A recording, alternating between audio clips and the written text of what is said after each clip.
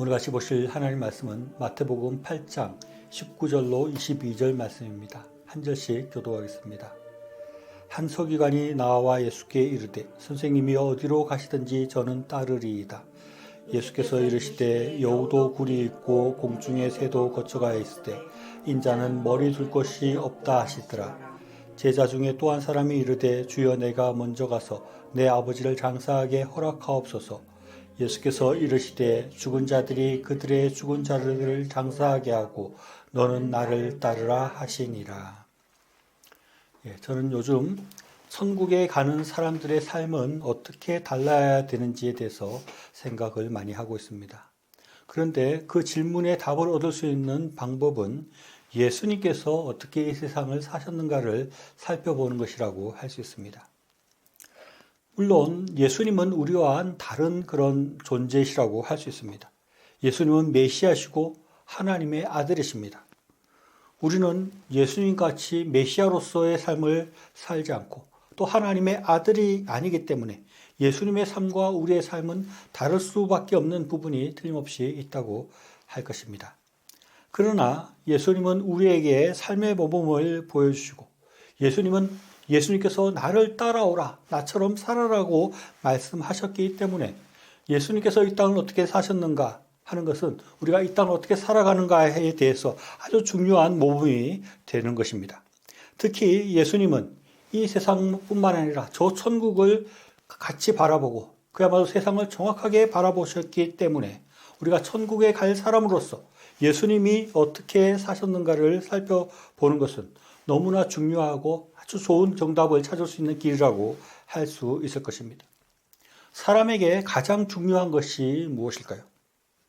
건강도 중요하고 가족도 중요하고 또 자아실현도 중요하고 여러 가지 중요한 것들이 많은데 그중에 빠지지 않는 것이 물질적인 것, 물질적인 풍요가 가장 중요하다고 생각합니다. 특히 우리나라 사람들에게는 물질적 풍요가 다른 어떤 것보다 가장 중요하다고 생각을 한다고 합니다.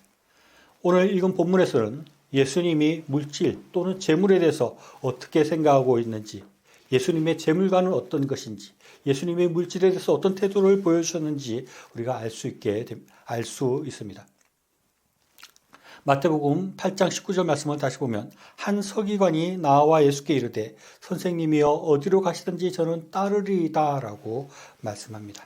여기서 서기관이라고 하는데 이 서기관이라는 사람은 당시 종교 지도자라고 할 수 있고 성경을 잘 알고 연구하는 사람들이고 이 사람들은 엘리트 그룹에 속하는 사람이라고 할 수 있습니다. 그런데 이 서기관 중에 한 명이 어떤 이유인지는 알 수 없으나 예수님을 따르고자 하는 것입니다. 사실 이것은 굉장한 일이라고 할 수 있습니다.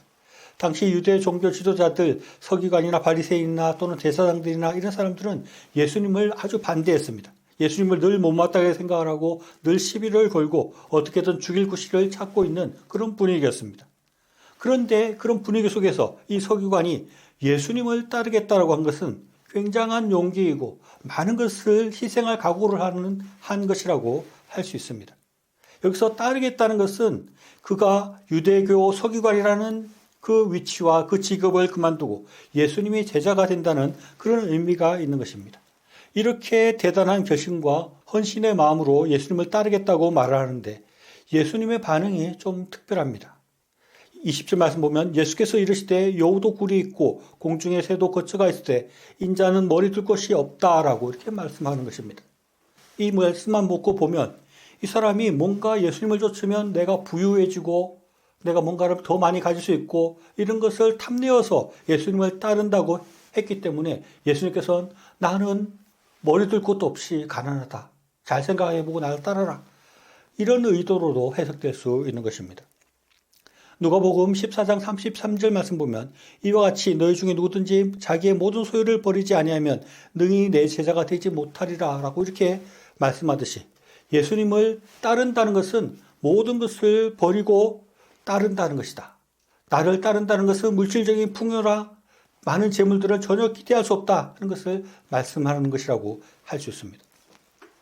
이런 말씀들을 보면 예수님은 일단 집이 없이 사셨다는 것을 우리가 알 수 있습니다. 재산이 없고 전혀 물질적인 풍요와는 거리가 먼 삶을 살았다는 것을 알 수 있는 것입니다. 예수님께서 돈 많은 직업을 가지지 않았기 때문에 재산이 얼마 없을 거라는 것은 생각하지만 예수님은 애당초 재산을 모을 생각이 없고 집도 없는 그런 삶을 사셨다는 것입니다. 마태복음 19장 말씀 보면 부자 청년이 예수님을 찾아옵니다. 그때 예수님은 이렇게 말씀합니다. 마태복음 19장 21절입니다. 예수께서 이르시되 내가 온전하고자 할진대 가서 내 소유를 팔아 가난한 자들에게 주라. 그리하면 하늘의 보화가 내게 있으리라. 그리고 와서 나를 따르라. 이렇게 말씀하는 것입니다. 부자 청년이 예수님을 따르겠다라고 말할 때 부자 청년이 예수님께 와서 어떻게 구원을 얻겠습니까? 라고 말할 때 예수님은 네 모든 소유를 팔아서 가난한 사람들에게 주고 그 뒤에 나를 따르라 라고 말을 하는 것입니다. 그 부유한 청년이 그냥 예수님을 따르면서 그 많은 재산을 가지고 예수님을 돕고 예수님의 사역을 도우면 더 사역을 잘할 텐데 예수님은 그 모든 재산들을 가난한 사람들이 줘버리고 빈털터리 된 상태로 나를 쫓으라라고 말씀하고 있는 것입니다. 예수님은 실제로 돈이 없고 가난하게 살았다고 할 수 있습니다. 단순히 돈이 없는 정도가 아니라 머리 둘 곳조차 없는 집도 없이 사셨다는 것입니다. 그러면서 예수님은 예수님을 따르고자 하는 사람은 그렇게 살아야 된다고 말씀하고 있습니다. 오늘 읽은 본문 뒷부분인 마태복음 8장 21절로 22절을 보면 제자 중에 또 한 사람이 이르되 주여 내가 먼저 가서 내 아버지를 장사하게 허락하옵소서. 예수께서 이르시되 죽은 자들이 그들의 죽은 자들을 장사하게 하고 너는 나를 따르라 라고 말씀합니다. 예수님의 제자 중에 한 명이 아버지 장사를 지내는 것을 허락해달라고 말합니다. 그때 예수님께서는 그래 장사 지내고 와라 할 만도 한데 그렇게 말씀하지 않으시고 죽은 자들이 죽은 자를 장사하게 하고 너는 그냥 나를 따라오라고 말씀하는 것입니다. 이것을 보면 예수님께서는 이 예수님을 따라오는 것을 얼마나 중요하게 생각하는지를 우리가 알 수 있는 것입니다. 예수님을 따르는 것, 예수님을 따라서 사는 것이 아버지 장사 지내는 것보다도 더 중요하고 가치가 있는 것이라고 말씀하고 있는 것입니다. 예수님의 삶은 아주 가난한 삶이고 머리 둘 곳조차 없고 집도 없고 아무 가진 것 없는 그런 삶인데 예수님은 그런 나를 따라서 살아라고 말씀하고 있는 것입니다. 어떻게 보면 예수님의 삶은 거의 무소유의 삶이었고 그야말로 수도자와 같이 살아가는 모습이라고 할 수 있습니다. 이런 예수님의 말씀과 이런 예수님의 모범들을 볼 때 우리가 과연 예수님처럼 과연 살 수 있겠는가? 우리는 평범한 사람인데 우리가 어떻게 살 수 있는가 하는 그런 반문과 의문이 생기게 되는 것입니다. 앞에서 말한 대로 예수님은 사람이 아니고 하나님이시고 또 인류를 구원하시는 메시아의 삶을 사셨지만 우리는 그런 삶과 다르지 않느냐라고 항변할 수 있습니다. 또 예수님은 33세의 나이로 하늘로 올라가셨지만 우리는 이 땅 가운데 80을 살고 90을 살지 모르는데 예수님처럼 머리 둘 곳 없이 그렇게 아무 재산을 안 가지고 살아도 되는 것인가? 라고 항변할 수 있는 것입니다. 그래서 실제로 우리 기독교 신앙 안에서 이렇게 극단적으로 예수님과 같이 무소유로 살거나 이 땅에 재물을 안 가지고 살아야 될 것을 강조해서 말하는 경우는 거의 없습니다. 예수님은 머리 둘 곳 없이 사는 나를 따르라고 말씀하는데 우리는 그 말씀을 그대로 해석하기보다는 어떻게든지 좀 다르게 해석해 보려고 노력을 하고 그 말씀을 좀 더 순화해서 받아들이려고 합니다.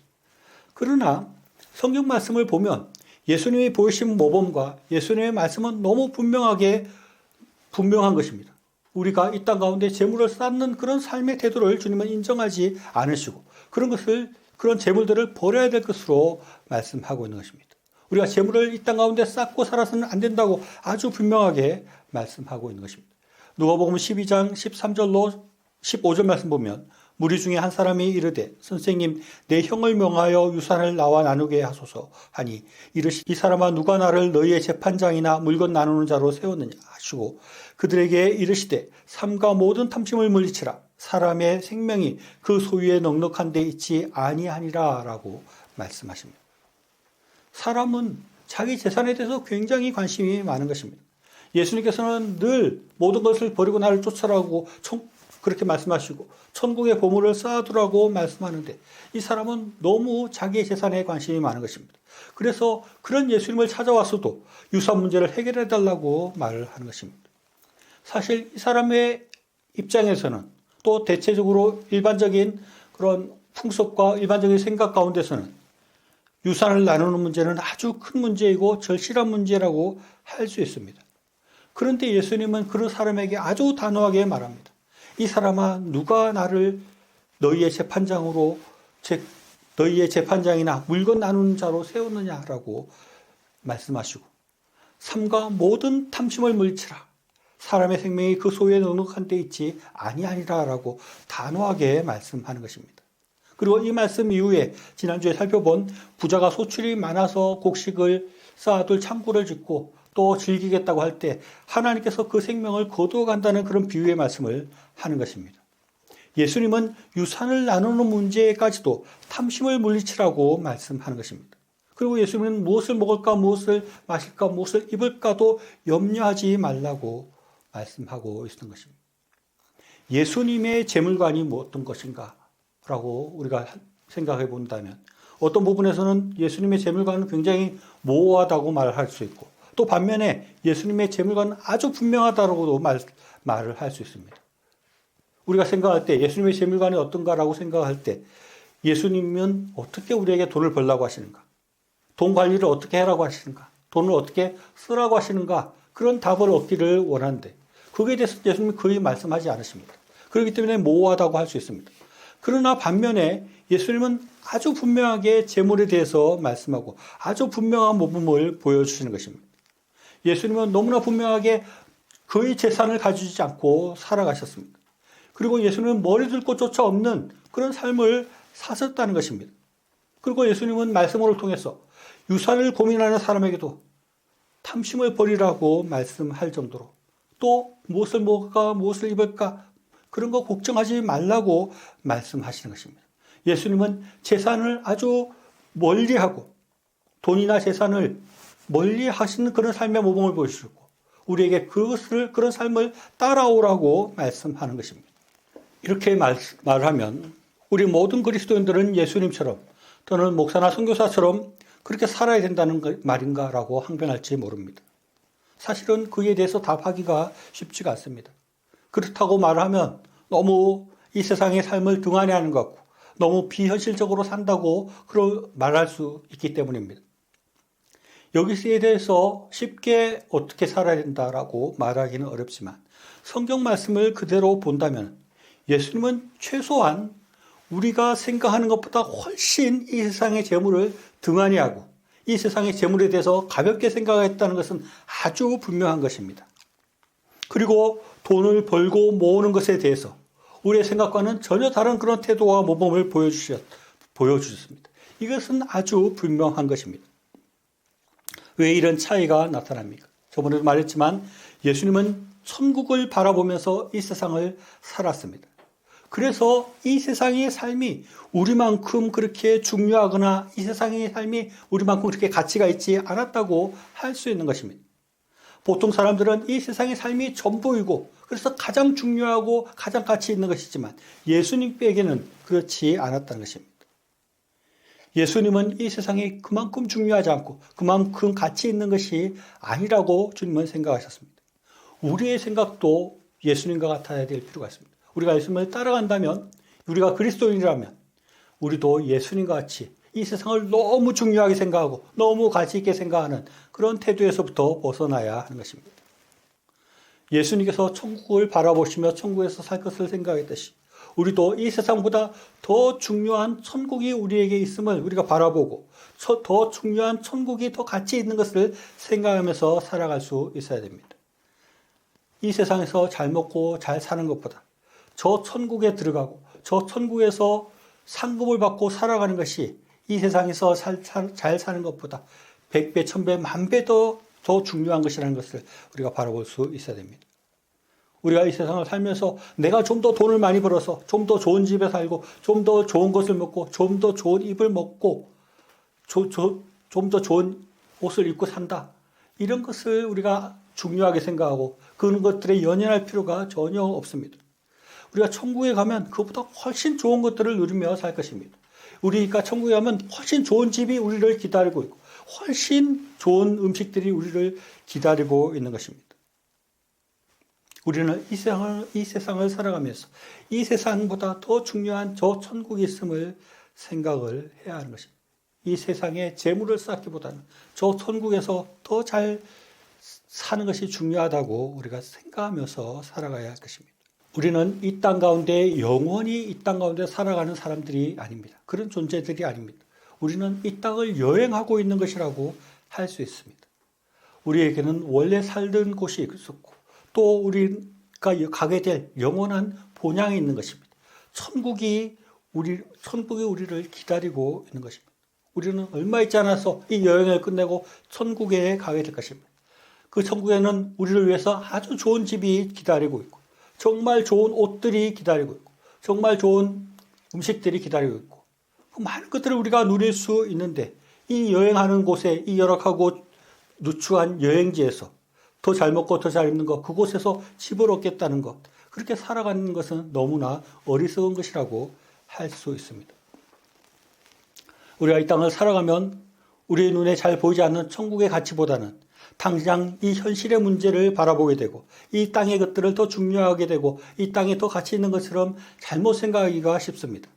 그러나 우리가 그런 잘못된 생각에 빠져들어서는 안 되는 것입니다. 그런 생각을 떨쳐버리고 우리는 곧 천국에서 살게 될 것을 바라보고 천국을 더 가치 있게 생각하고 더 중요하게 생각하는 그런 삶의 태도를 가져야 하는 것입니다. 그것이 예수님을 따라가는 사람들의 모습이고 천국을 바라보고 살아가는 사람들의 모습인 것입니다. 이 땅에 많은 좋은 것들이 우리를 유혹하고 악한 마귀 사탄은 늘 이 땅 가운데 집중하고 이 땅의 것들을 위해서 살라고 말을 하지만 우리는 그런 잘못된 유혹들을 떨쳐버리고 잘못된 시각을 버리고 하나님 나라에 갈 사람으로서 천국에서 누릴 것을 생각하며 예수님과 같이 참으로 모든 것을 버리고 하나님 나라를 위해서 살아갈 수 있는 저와 여러분의 삶이 되시기를 바랍니다.